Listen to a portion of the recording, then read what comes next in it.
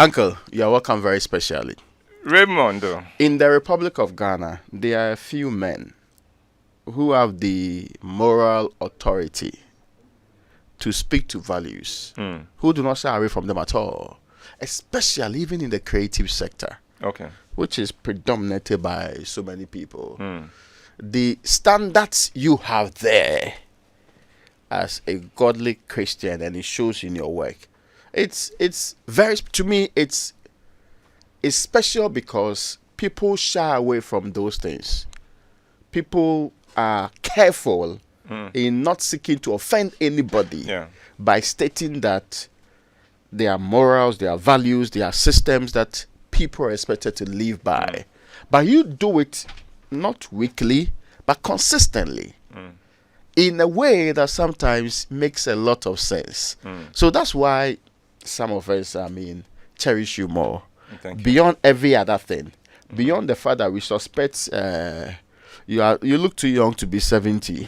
So I forged my... No, the suspicion is that instead of doing football age, you did the other thing. I flipped it. So you didn't get it on that path. And on the other side, Aaron and Co are still not happy with with number one. Well, and number why don't 8. they make their case? Allow them to make their case. That, some of them say that, times have moved on and that's how they enjoy life. So if you are restricting the things that will make life enjoyable to them, and you think they'll regret it, sometimes you have to live life fully to regret some things. Okay. Yes, that's what they're saying. Anyway, it's not your birthday yet, but we can say happy birthday in advance. Less than 24 hours away. Yes. 70 is big. It's as good as it been here. But do you feel 70? In some ways, yes. But let me begin by saying thank you very much to you, to the Super Morning team, to Same Batakari for hosting me. Thank you to the online team that make my life very, very easy. Frank and Co, who are with Aaron. Let me say thank you to Ken Ansa. I've worked with many general managers. In those days, general managers. Now, of course, he goes by a different title. But the reception I get from Ken whenever I go to him is very different, and I appreciate that. But ultimately, thank you also to Mr. Kwesichun, who has tolerated me on this platform. I think on the Super Morning Show team, I'm the oldest. I've been on this thing the longest. Yes. And I'm grateful. It's because he's allowed me to be. It hardly happens. I didn't say that. Oh, yes. Oh, yeah, clearly. I didn't clearly. Yes, I know of the turnover. It's getting better. Yeah. But it used to be that whenever I'm driving here, I'm not too sure whether I'm going to meet the same person. But it was all in the quest to find the mix that would serve the listeners the best. It was never vicious, and it was not mischievous. So it was in the quest of excellence, and I appreciate that. Now, do I feel 70? In some ways, yes. In other ways, no. Raymond, I still remember playing Gata Gata and playing in the rain naked at South Central. I still remember it as a boy. Stark naked, all of us. And I can't picture that, but I'm just trying to get it together. Oh, if you picture it, there isn't much. We're all small boys, so there was nothing really to call attention to. But South Central, was it that coordinated? Was it, bungalows or? It was. Because it was. So, and it was well structured. It was a very well planned place put up by Kwame Nkrumah. Okay, yeah. But the beauty of it, and the reason why I am so happy I had that in my childhood, is that it became a mix of everybody from Ghana. So it was one place where Your neighbor could be a Gan or a Dagati, a Buzanga. I had a Buzanga friend. Eve. You had a Kwawu man across our street and things like that. So the whole of Ghana was represented there, each with its own compound and things like that, with space by each estate, so children could play. There was a lot of room for us to play in, and those were more innocent times. So you were the child of everybody. Oh, okay. And that was a beautiful thing. If your mother traveled and for any reason could not return soon enough, you never went hungry, because the neighbors would know that your mom has traveled, because she will go and crowd them. Oh, okay. Interesting. Yeah. Do you understand me? Yeah. And then they'll be informed. And so when their supper is ready, they are calling you. Especially if they haven't seen your mother back. They are calling you. Kofra Kobnabra. Kobra Betransi. Na when anything. Now it was a beautiful time. It also meant that any of them could also discipline you. You know, so you go and cause mischief somewhere, and an elderly woman sees you. Hey, bra. Why banning? Oh, what a henny? K line. K line henny.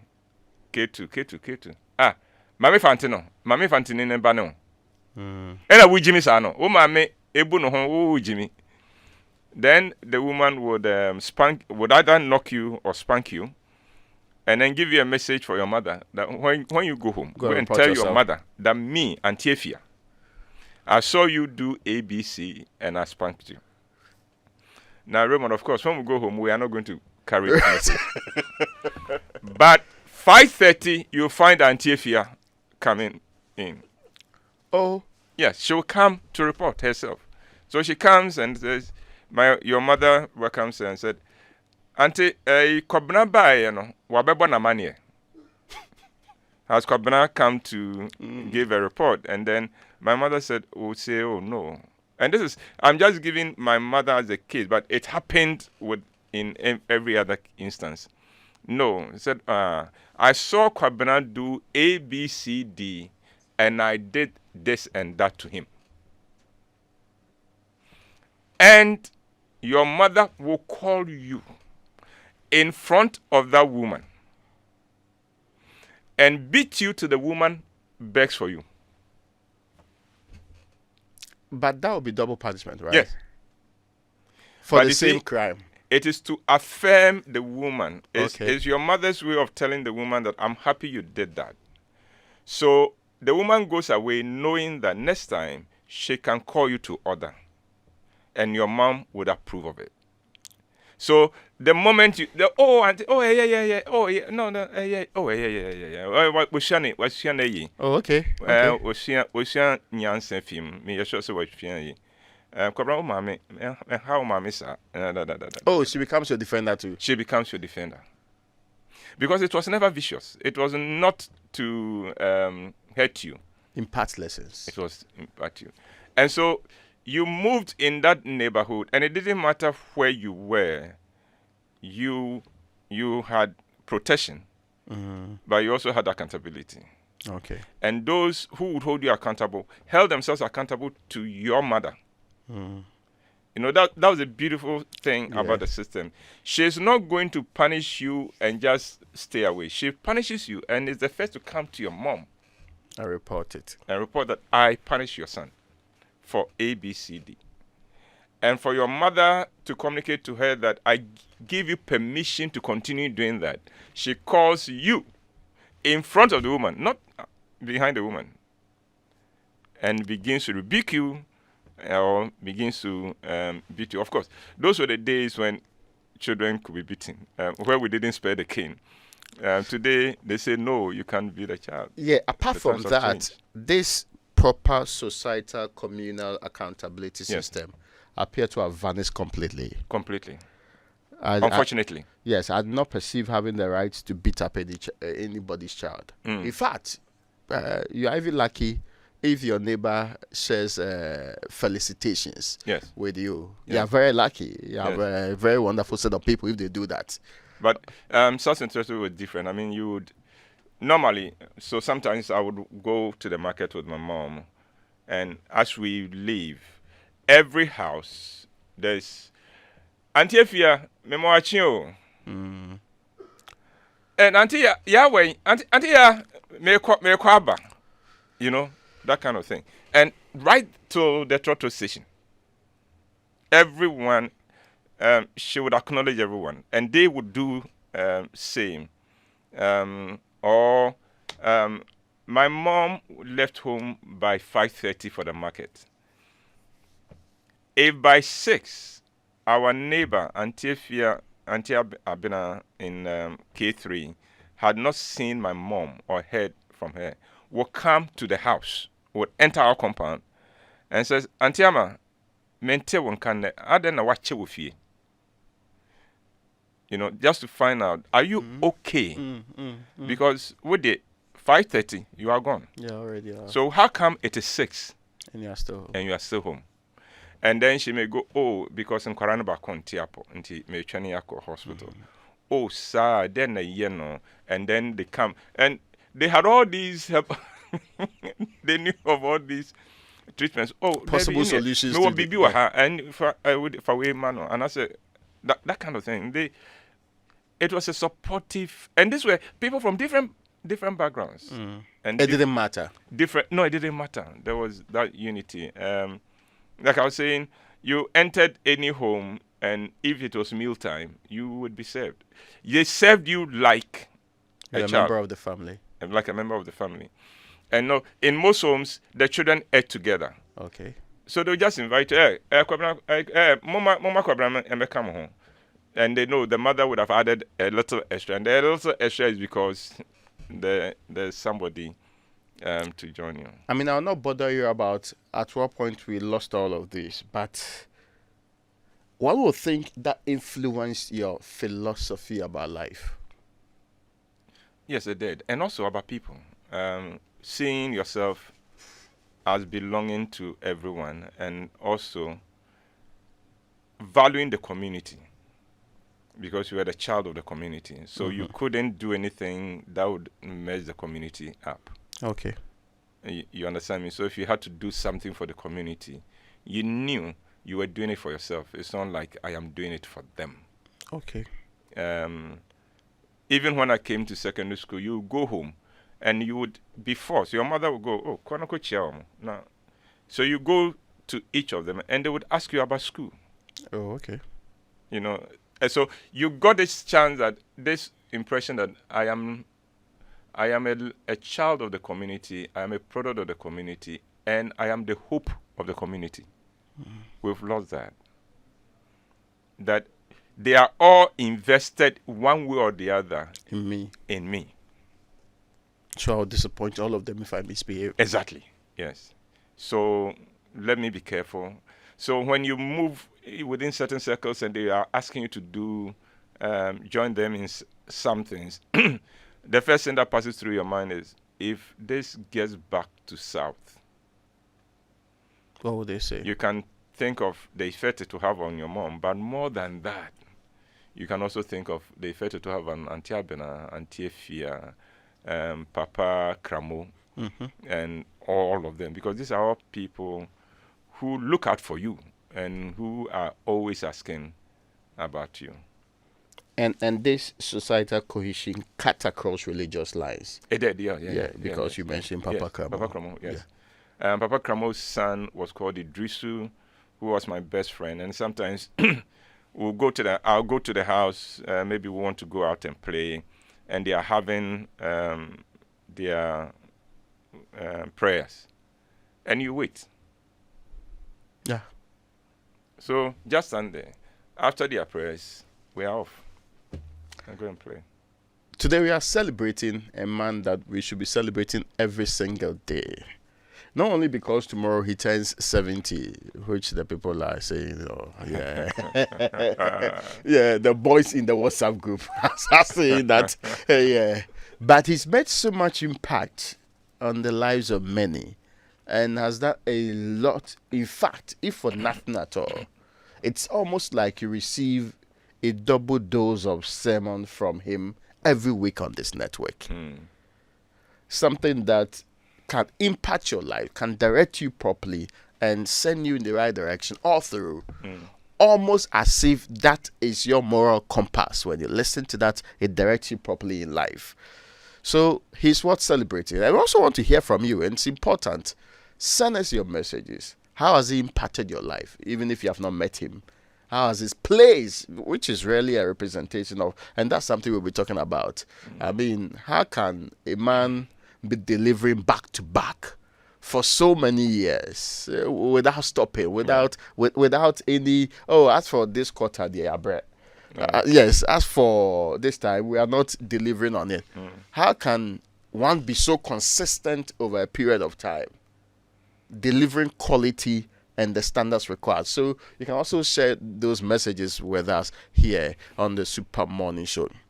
Uncle, we'll move out of the days, and I was just going to ask you briefly, at what point, you've lived through life 70 good years, did we lose this communal, value-laden society? It didn't happen overnight. And so we didn't see it happening for anyone to do anything about it. And with it, erosion came selfishness and greed. So I didn't care anymore. Okay. I didn't care what happened to the next house. I didn't care what happened to the people in the next house. I didn't care whether they've woken up or not. In our time, no. They know, we all knew each other's time. So we know those who woke up late and those who woke up early. But even then, you checked on them. When did it happen? There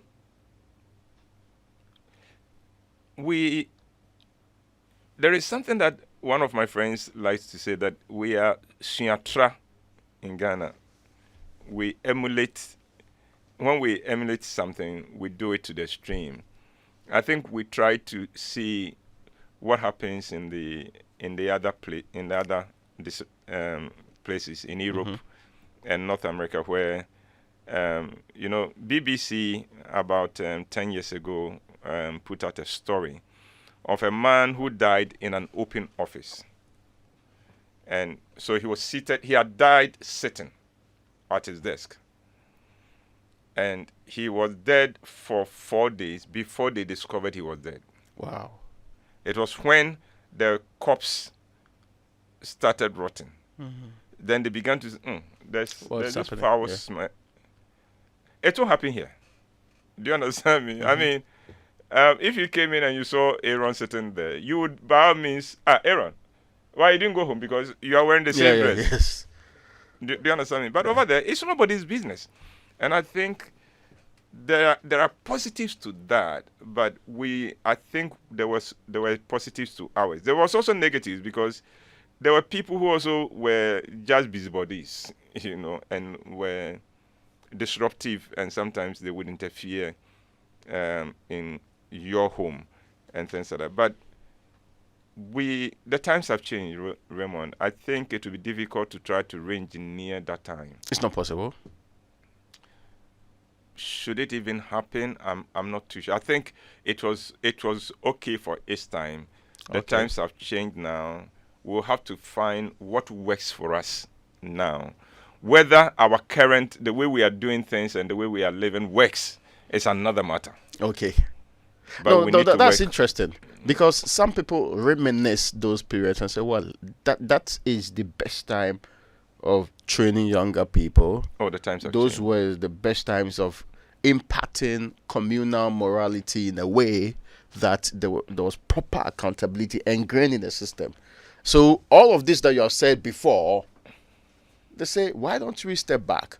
No, we can't. It will be difficult to reverse it. It will be difficult to go back to those innocent and simpler. It was simpler days. Okay. I tell people that I've headache. I have a big headache traveling to Winneba or to Kumasi now, because I remember the times when, no matter when I set off from Accra, 35 minutes I will be at Winneba roundabout. Okay. Yeah, that's true. Yeah. When morning, afternoon, evening, no matter when, set off from Newtown, where my office was. 35 minutes, I'll be at Winneba roundabout. Now you'll be lucky to get to Kaswa. Thank you. Very lucky. You know, I mean, yeah. so the times have changed. 2.5 to 3 hours, I should be in Kumasi. And it didn't matter when I set off. You know, so it's not like, you set off at dawn, so you were able to. No, it was easier. Unfortunately, we've let ourselves down because we've not made provision for the increase in the pressure on our infrastructure, for instance. This is Kiss No Frog. This is Kiss No Frog by Lucky Dube. You know the story on which it is based. There is this fable about the prince who messed up and was turned into a frog as a curse, and was told that you would only regain your original self if you could get a princess to kiss you. Oh, I see. Now, how does a frog get a princess? And Lucky Dube picks that song and turns it into this beautiful, picks that story and turns it into this beautiful story. Yeah. With a girl, this I'm saying, the princess has kissed too many frogs who haven't turned out to be good princes. Yes. So she has resolved, I won't kiss any frog again anymore. Now, is it a story that makes it your favorite, or it's just It's arrangement. Oh, okay. It's arrangement of the song. But I loved Lucky Dube. I loved him as a musician. I loved him.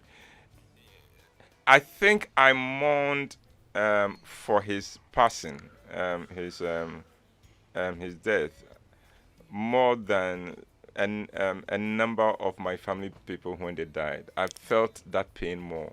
Oh, then you're closer than family anyway. Yes. Because I remember I was driving when the news hit the air, and I remember I screamed and pulled off the road, and I remained there for more than 10 minutes, mourning him. I see. Because I was mourning the artist. I was mourning the wisdom he has, the way he could weave ideas into songs. He was a gem. Do you also believe that gospel could be transmitted by all forms of music, all forms of artists, and different kind of people? I am an artist, and I believe that if the artist is not an entertainer, he's cheating himself and cheating his fans. Oh, I see. Yes, the art is to entertain. Every other thing is byproduct. Okay. But the main thing is entertain. And that is the problem I have with a lot of what it goes as gospel songs, that we want to pass on a message to you. You must hear this message. No. If you are using this medium, you must first aim at entertaining me. Okay, so it cannot be pure, unsullied, and unadulterated. It should entertain me. If you say you're a musician, entertain me. You're an entertainer. I get you 100%. Our time is being spent fruitfully and properly with Uncle Ebo Whyte. We're spending the day celebrating a man who should be celebrated every day. But this one is because tomorrow he hits the big 70. Yeah, 70 from his 60s. Not 69. From 69. Why are you afraid of that number? Oh, no, I'm not afraid of it. I just feel like when you run up things, it makes sense. So 70, 60s, 70s, you know, it's behaving as those who cannot mention the number 13. Yes. Friday the 13th. You're Yes, afraid of that yeah. day. Okay, no. In fact, in a lot of even skyscrapers, there's no 13th floor. Yes, Yeah, the belief is that they that's jump not, it. nobody will even occupy the floor anyway. They jump it. So now I know your boogie number is 69. And, I see. We will now probe it It's later. the connotations, is the the other things they put to it, Yeah, the people are saying that it brings a lot of problems on board. There's a question I've been meaning to. Oh, does it? Yes, that's why the people are saying. I am only reflecting what the masses say. Inspiration. Sometimes I ask myself, when you are delivering every week, when you are doing all the cattle plays and all of that, where do you get the inspiration from? Life. If you know what to look out for, and also if it is your gift. Don't forget that we're talking about gifts here. For instance, Raymond, you pick a news item, and immediately issues spring up in your mind. Naturally, you don't even have to make you don't have to sit there and ask, what are the issues here? As soon as you hear the news item, immediately your mind goes, oh, this and that and that and that. Meanwhile, there's somebody else who is not into news, who is just listening to it. That's true. And has think, oh, they say this and this happened. You are not, yes. So what happened? How does it link to this? How does it explain this? All kinds of things come into your mind. In the same way, in the mind of mindset of a creative writer, something you hear, even a song you hear, a book you read, an experience you have, an encounter you have with somebody, could trigger a train of thoughts that could lead to a story. So life gives you quite a lot of inspiration if you know how to listen and how to look. How do you still do all of that and still remain Christian, godly, and have values? And also have fun. Yes. What kind of that is also part that is part of the fun. I think in my case, the concept of holding myself accountable to so many people that came from my childhood continues. There are so many people who have contributed to my life that I want to make proud. I want them to always, because I represent them. Raymond, I come as one, but I stand and I work as a million. In fact, now 30 million. Okay. Because I represent Ghana. True.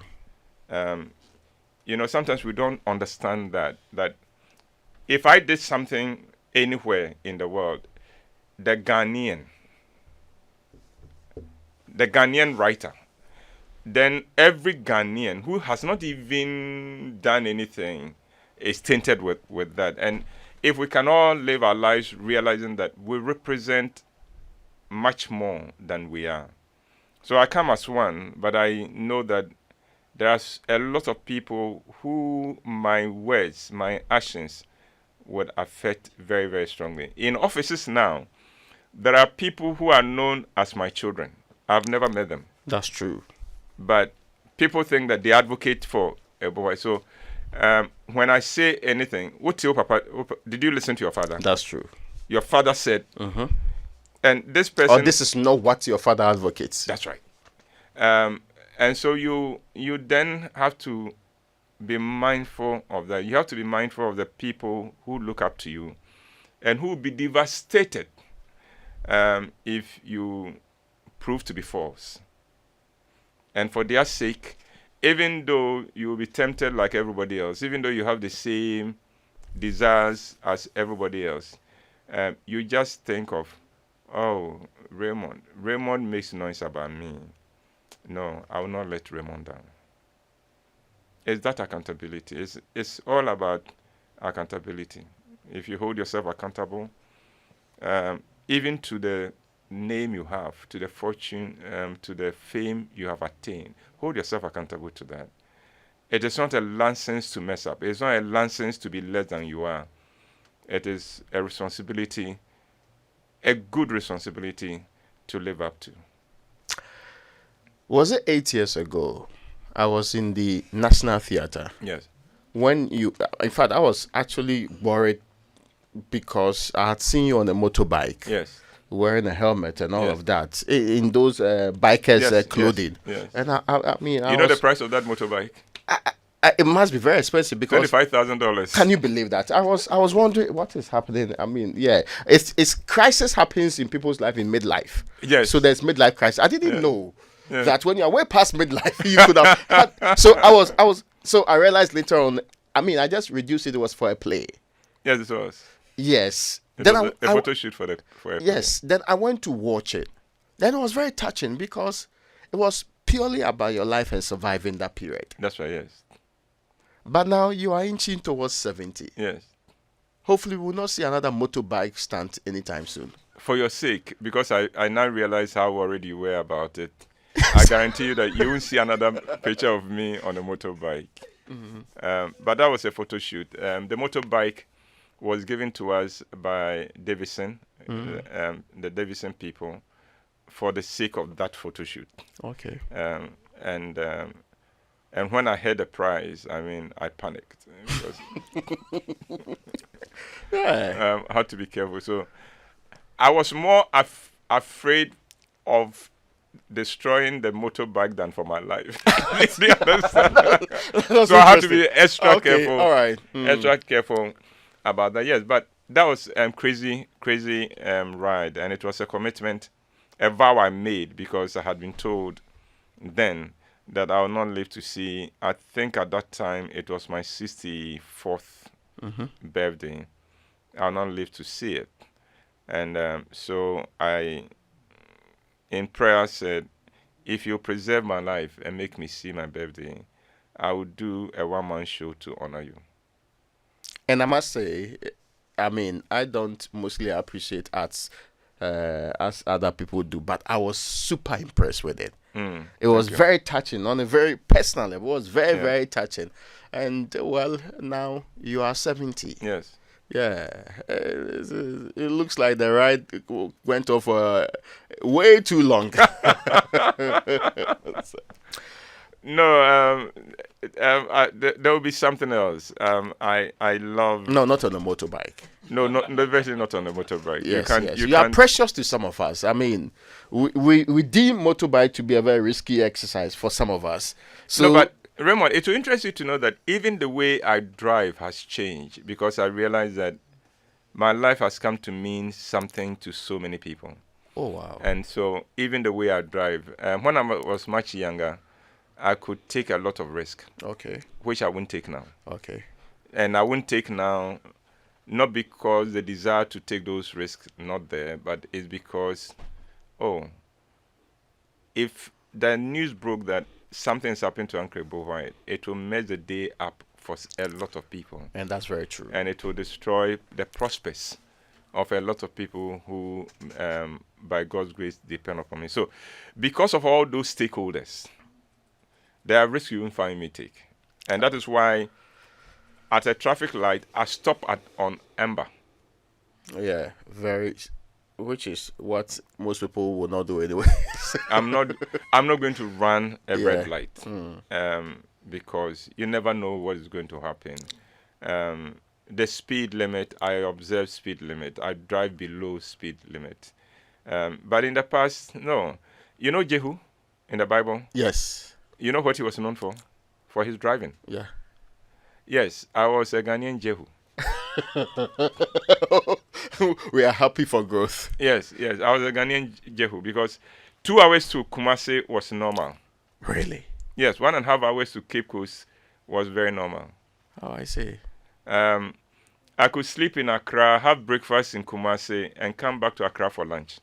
That sounded and like I would have had done a full day business in Kumasi as well. Many people will believe that's a crazy ride. Yeah, that was crazy. Well, now you won't get me to do that because, hey, there are too many people who want to wake up on Monday and hear your voice. People like you tend to live forever through your engagements, through your works.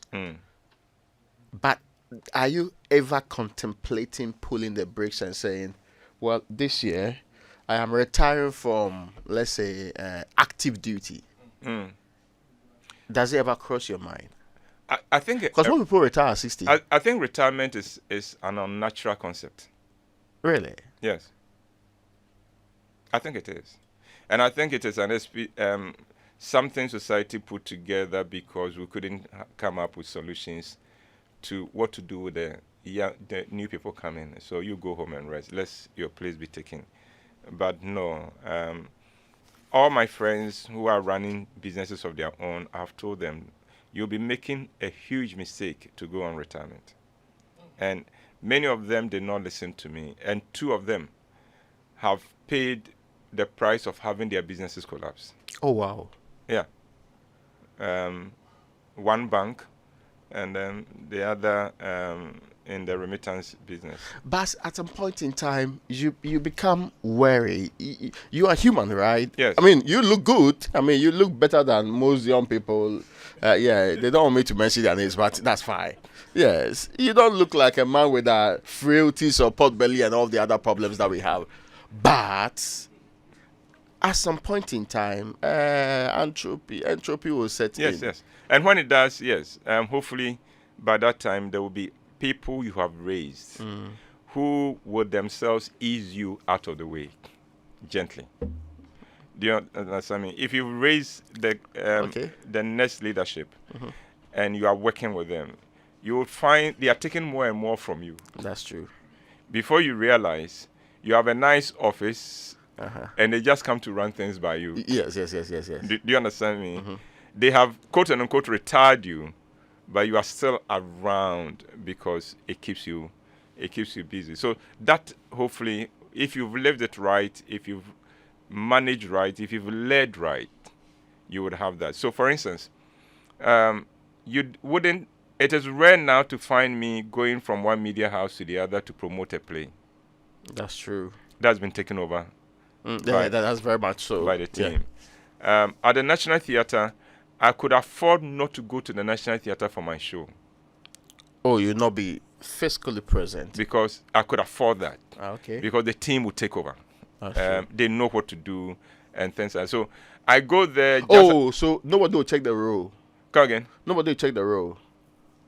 We check which role. As in, there are some people, some of us, who have to be present because we know that you are checking the role. No. So if you are not checking the role,